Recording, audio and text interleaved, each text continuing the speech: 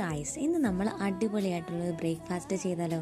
ഇപ്പോൾ നിങ്ങൾ കാണുമ്പോൾ മനസ്സിലായിട്ടുണ്ടാവും ഞാൻ എന്താണ് നമ്മളൊരു തക്കാളി സാപ്പാടോ ടൊമാറ്റോ സാപ്പാടോ വേറെ എന്തെങ്കിലും ഒരു റൈസ് രീതിയാണ് നമ്മൾ എടുക്കുന്നത്. പക്ഷേ അതങ്ങനെയല്ല. നമ്മളിവിടെ ചെയ്യാൻ പോകുന്ന ഒരു ഡിഫറെൻ്റ് ആയിട്ടുള്ളൊരു റെസിപ്പിയാണ്. അതിന് വേണ്ടി ആദ്യമായിട്ട് എടുക്കേണ്ട ചില കാര്യങ്ങൾ: ഓനിയൻ വേണം, ടൊമാറ്റോ വേണം, ചില്ലി വേണം, അതേപോലെ തന്നെ ക്യാരറ്റ്. നിങ്ങൾക്ക് വേണമെങ്കിൽ നിങ്ങൾക്ക് കുറേ വെജിറ്റബിൾസ് ആഡ് ചെയ്തെടുക്കാം, അതിലൊന്നും ഇഷ്യൂസ് ഇല്ല.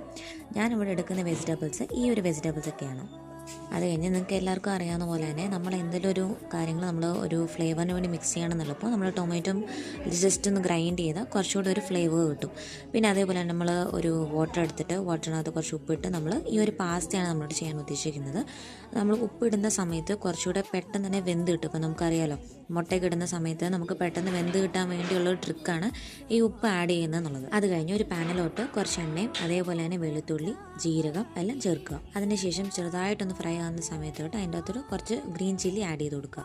പിന്നെ ക്യാരറ്റ്, പിന്നെ നമ്മൾ അരിഞ്ഞ് വെച്ചേക്കുന്ന വെജിറ്റബിൾസ് കാര്യങ്ങളെല്ലാം ആഡ് ചെയ്ത് കൊടുക്കുക. അതായത് ഓനിയന്, ക്യാരറ്റ് എല്ലാം ആഡ് ചെയ്ത് കൊടുത്ത് നല്ലപോലെ ഒന്ന് ഫ്രൈ ആക്കാൻ വിടുക. അത് ചുമ്മാ ജസ്റ്റ് ഫ്രൈ ചെയ്യാൻ പാടില്ല, ഒരു ബ്രൗൺ കളർ ആകുന്ന വരെ നിങ്ങൾ നല്ലപോലെ ആ ഒരു ഓയിലിൽ ഫ്രൈ ചെയ്ത് കൊടുക്കണം. നമ്മൾ ഉടയുന്ന വരെ ഫ്രൈ ചെയ്യണമെന്നില്ല, കുറച്ച് നേരം ഇങ്ങനെ ജസ്റ്റ് ഒന്ന് ഫ്രൈ ആക്കാൻ വിട്ടിട്ട് നമുക്ക് അടച്ചു വെക്കാം കുറച്ച് നേരം. അപ്പോഴത്തേനും നമ്മളുടെ പാസ്ത അവിടെ റെഡി ആയിട്ടുണ്ട്. അതിൻ്റെ കൂട്ടത്തിൽ ചേർക്കാൻ വേണ്ടി കുറച്ച് ഇൻഗ്രീഡിയൻസ് ആണ് ഈ നമ്മൾ കാണിച്ചേക്കുന്നത്.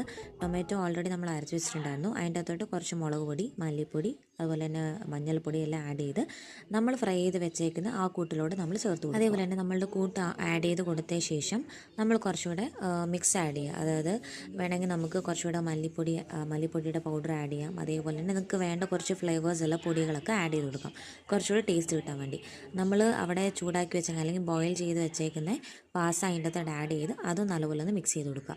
നമ്മൾ കുറേ നേരം മിക്സ് ചെയ്യുമ്പോഴായിരിക്കും അതിൻ്റെ ഫ്ലേവേഴ്സ് ഫുള്ള പാസ്തയിലോട്ട് നല്ലപോലെ പിടിക്കുള്ളൂ. അപ്പോൾ അതുകൊണ്ട് തന്നെ നല്ലപോലെ തന്നെ ഇളക്കി കൊടുക്കുക.